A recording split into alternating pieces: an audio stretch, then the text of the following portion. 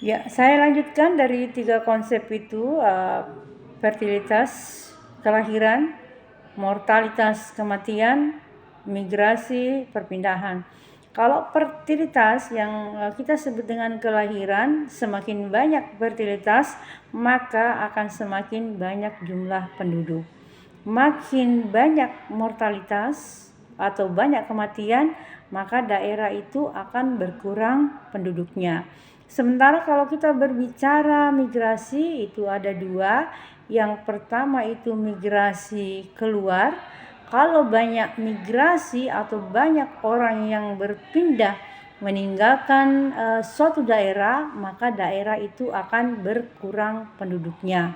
Sementara yang kedua, migrasi masuk, itu artinya ketika banyak penduduk yang memasuki sebuah daerah, maka secara otomatis daerah yang dimasuki oleh penduduk atau pendatang dari luar itu, maka penduduknya akan semakin bertambah. Ya, jadi kalau mortalitas kematian itu mengurangi jumlah penduduk karena banyak yang hilang atau yang meninggal, sementara fertilitas itu akan menambah jumlah penduduk karena banyak yang lahir. Sementara 2 jenis migrasi, ketika dia berbicara migrasi berarti banyak penduduk yang masuk, dan kalau sementara berbicara migrasi out berarti banyak penduduk yang keluar.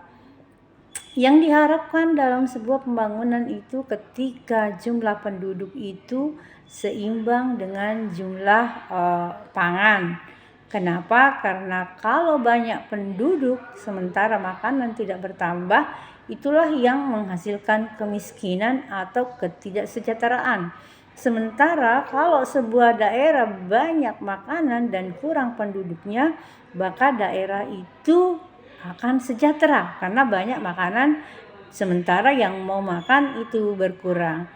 Ini kita bisa contohkan dalam sebuah keluarga petani, ketika misalnya dia punya satu lahan sawah 1 hektar hanya bersama istrinya, maka dengan 1 hektar ini dia bisa mencukupi kehidupannya.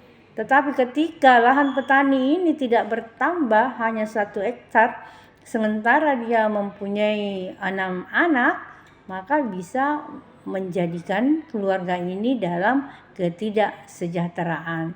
Sebenarnya yang kita harapkan dalam teori kependudukan itu ketika jumlah kelahiran itu seimbang dengan jumlah kematian. Itu yang disebut dengan penduduk alami.